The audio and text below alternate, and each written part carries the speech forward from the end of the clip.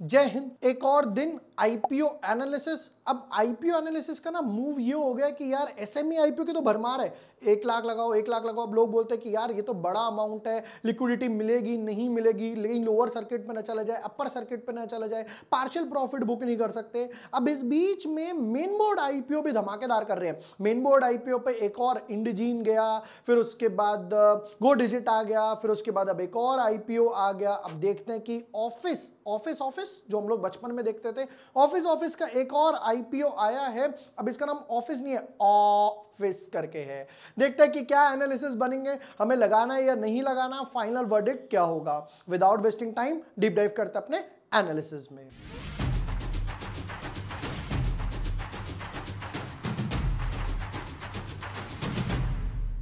But yes, before moving ahead, अगर अभी तक आपने चैनल सब्सक्राइब नहीं किया है या न्यू यूजर हो, subscribe the channel, press the bell icon. मैं बात करूं फॉर एग्जांपल इंडजीन के, हमारे एनालिसिस डॉट टू डॉट बैठे, आधार पे हमारे एनालिसिस डॉट टू डॉट बैठे, टीबोट टेक पे एनालिसिस हमारे डॉट टू डॉट बैठे। गो डिजिट पर उतने नहीं गए, गो डिजिट पर I was expecting a good over subscription और उतने नहीं गए।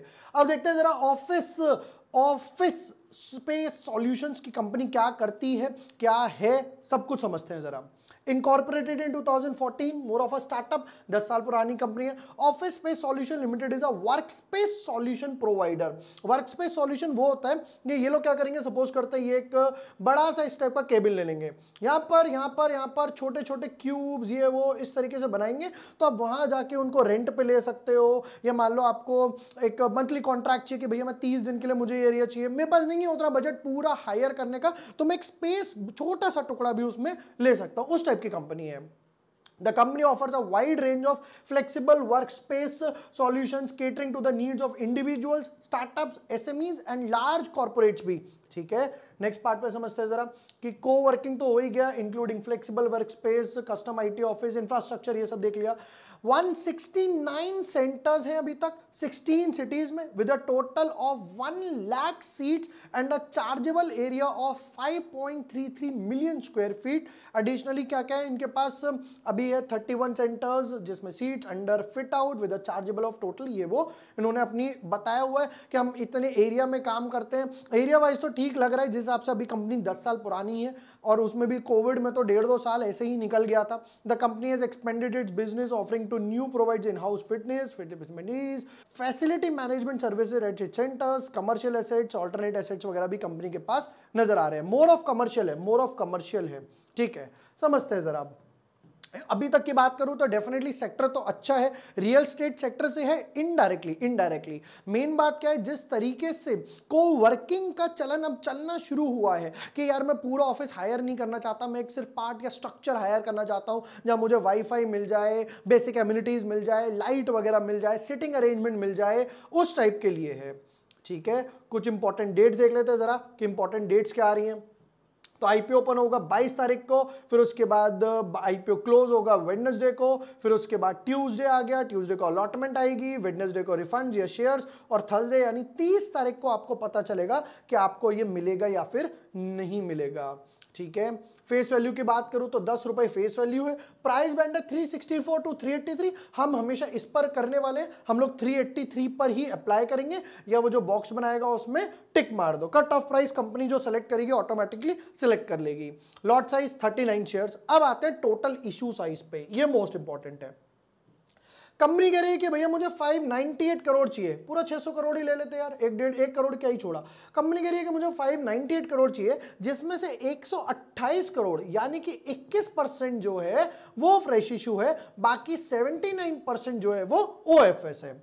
अब मैं एक चीज दोबारा समझाने जा रहा हूं, लास्ट वीडियो पे भी 1-2 लोगों ने कमेंट करा था कि आप ये चीज दोबारा ऑलरेडी 4-5 बार समझा चुके हो। डेफिनेटली समझा चुका हूं, बट पता है क्या है, देखो मैं ना दिल से बात करता हूं। यहां पर क्या है, कई लोग जो पहली बार हमारी वीडियो देख रहे हैं उनको नॉलेज मिल जाए। अगर आप ये स्ट्रक्चर दोबारा से समझ चुके हो तो कोई प्रॉब्लम नहीं है, आप खुद ही एनालिसिस कर लोगे जब मैं कर रहा हूं, या फिर आप ये वाला पार्ट स्किप कर सकते हो। देखिए, कंपनी ने कहा कि मुझे फंड्स रेज करने हैं, ठीक है, कंपनी ने कहा आप चाहो तो वीडियो को 1.5x की स्पीड पर भी कर सकते हो, मैं बुरा नहीं मानूंगा। कंपनी ने कहा कि मुझे फंड्स रेज करने हैं, कंपनी के पास दो ऑप्शन थे, मैं ही अपनी स्पीड 1.5x कर देता हूं। कंपनी ने कहा कि मुझे फंड्स रेज करने हैं, कंपनी के पास एक ऑप्शन था डेट का, कंपनी के पास दूसरा ऑप्शन था इक्विटी का। अब डेट पे क्या होगा, कंपनी को इंटरेस्ट देना पड़ेगा जिसको बोलते हैं ब्याज, कंपनी को ब्याज देना पड़ेगा। आप जी रहे हो, मर रहे हो, प्रॉफिट हो रहा है, लॉस हो रहा है, कोई फर्क नहीं पड़ता, ब्याज का पैसा मुझे दे दो, यानी लोन मॉर्टगेज जिसे बोलते हैं। दूसरी तरफ हो गया इक्विटी का ऑप्शन, जहां पर आप प्रॉफिट में भागीदार बना लो, जैसे आप शार्क टैंक में देखते हो कि भाई मैं अपनी कंपनी का 5% प्रॉफिट देने को राजी हूं, मैं 10% दूंगा इतनी वैल्यूएशंस पे वगैरह वगैरह। तो यहां पर इसको बोलते हैं प्राइवेट प्लेसमेंट। यहां पर कंपनी जो है स्टॉक मार्केट पे लिस्ट नहीं होती है, प्राइवेटली शेयर्स इश्यू किए जाते हैं और पैसा उठाया जाता है। दूसरा हो गया स्टॉक एक्सचेंज, यहां पर जो कंपनी है वो लिस्ट है, यानी जिसमें हम लोग पूरे दिन बैठ के ट्रेड करते रहते हैं। अब कंपनी ने कहा कि भाई मैं 598 करोड़ रुपए रेस करना चाहता हूं, ठीक है, स्टॉक एक्सचेंज पे लिस्ट कराना चाहता हूं। तो यहां पे क्या होगा, इन 598 करोड़ में से 21% जो है वो तो फ्रेश इशू है, वो तो फ्रेश इशू है, यानी कि ये पैसा जो है वो कंपनी के खाते में जाएगा, रिजर्व्स में जाएगा। 521 करोड़ में से 598 करोड़ में से 21%, बट बाकी का जो 79% है वो 79% किसके पास जाएगा, जो अपना माल बेच रहा है, यानी कि जिसके पास ऑलरेडी शेयर्स पड़े हुए हैं, ये पैसा उसके पास जाएगा, कंपनी के पास नहीं जाने वाला। ये पैसा कंपनी यूज करेगी, ये पैसा कंपनी यूज नहीं करेगी, ये स्ट्रक्चर था। अब ये एक बैलेंस सिचुएशन डेफिनेटली नहीं है, थोड़ी सी नेगेटिव है। ये अगर 40-60 होता तो और 30-70 भी होता तो भी समझ आता है कि चलो बुल मार्केट है, किसी ने अपना माल लिया है, पकाया है, तो वो पैसा लेगा, प्रीमियम लेगा इनफैक्ट, बट यहां पर बैलेंस नहीं है, 20-80 के हिसाब से थोड़ा सा नेगेटिव है। अब नेक्स्ट पार्ट पर आते हैं, QIB को देने वाले हैं 75% तो मिलेगा ही मिलेगा, उससे ज्यादा भी मिल सकता है। रिटेल वालों को 10% तक ही मिलेगा। मे बी कंपनी ने लास्ट 3 साल में लॉस किया होगा, सेबी ये बोलते हैं कि अगर आपने लास्ट 3 साल में लॉस किया, जब आप IPO लेकर आ रहे हो तो आप रिटेल वालों को 10% ही दोगे, और रिटेल वालों के बाद HNI का हो गया 15% के आसपास। नेक्स्ट अब आते हैं इस पे, रिटेल कैटेगरी में एक लॉट अप्लाई करोगे तो हो गया 14,937, 63 रुपीज आपके बच जाएंगे 15,000 में से।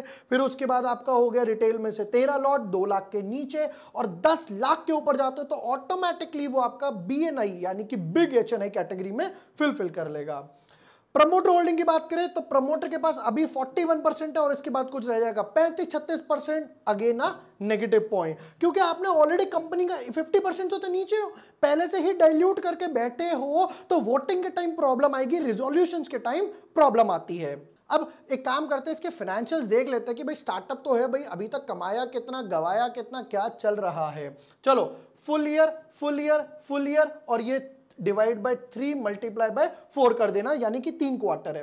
508 करोड़ के एसेट्स थे, 10% जंप आया, 560 करोड़ हो गए, एक अच्छा खासा 80% जंप आया, 930 और 50% जंप आया। एसेट्स देख लो, ऑलमोस्ट बोलूंगा 3 टाइम्स के आसपास हो गए 2.5-3 साल में। ये एक्वायर करते जा रहे हैं, ये एक्विजिशन करते जा रहे हैं, यहां बिल्डिंग ले ली, यहां स्पेस ले लिया, वहां पे ले लिया, ताकि एक्वायर करते रहो, ठीक है। रेवेन्यू की बात करते हैं तो जस्ट 1 मिनट, रेवेन्यू की बात करें 216 करोड़, 280 करोड़, डबल हो गया 565 करोड़, 633 करोड़, तो ऑलमोस्ट ये कहीं हो जाएगा 750-800 करोड़ के आसपास, ठीक है।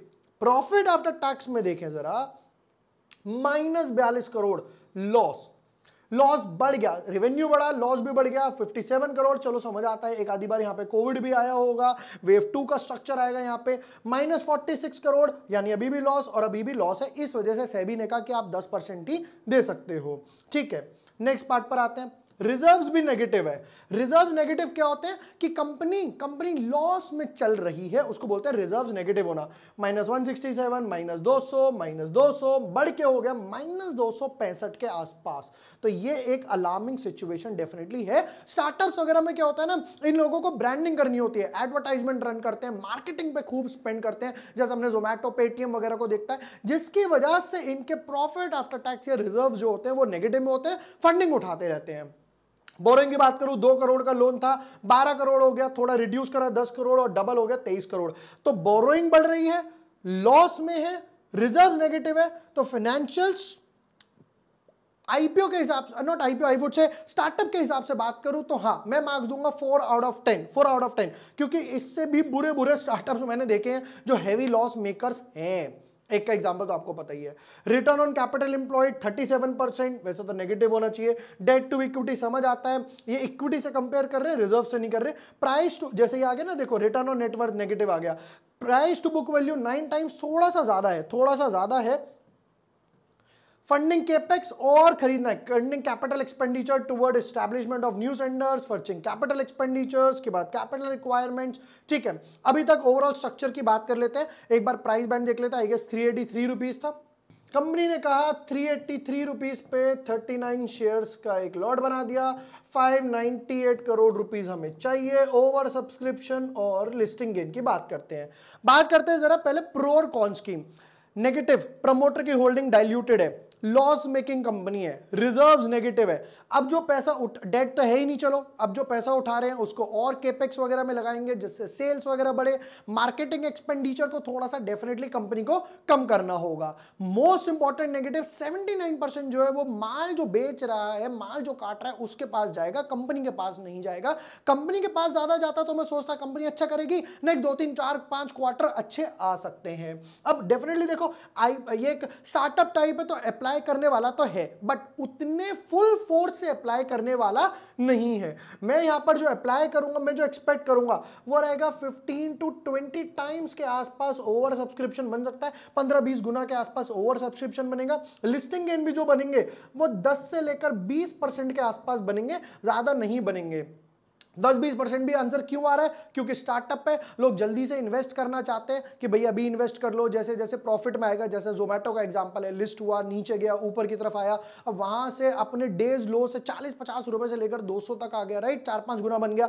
तो इसी टाइप से लोग चाहते हैं कि स्टार्टअप में अभी ले लो, जब ये पकना शुरू होगा, जब अच्छे लेवल्स पे आएगा, 5 क्वार्टर 10 क्वार्टर के रिजल्ट आएंगे, तब प्रॉफिट में 1-2 बार आएगा, तो हो सकता है कि अच्छे खासे रिजल्ट आ जाए, तब बन जाएगा। तो यहाँ पे 10-20% के आसपास गेन्स बनेंगे। अगर आपको लगता है कि ये गेन्स आपके लिए ठीक है, डेफिनेटली अप्लाई कर सकते हो। अगर आपको लगता है कि यार थोड़ा सा रिस्की आईपीओ है, थोड़ा सा रिस्की आईपीओ हो गया कि फाइनेंशियल नेगेटिव हो गए, प्रमोटर की होल्डिंग डाइल्यूटेड हो गए, तो मैं डेफिनेटली स्टे अवे करूंगा। तो आप स्टे अवे इससे कर सकते हो। और भी एसएमई आईपीओ या मेन बोर्ड आईपीओ आएंगे, या फिर हम लोग ट्विटर टेलीग्राम पे कॉल्स वगैरह तो डालते ही रहते हैं। ये थे ऑफिस सॉल्यूशंस के डिटेल्ड एनालिसिस। वीडियो पसंद आया हो, share with your friends, like and subscribe. Thank you for watching the video. Lots of love.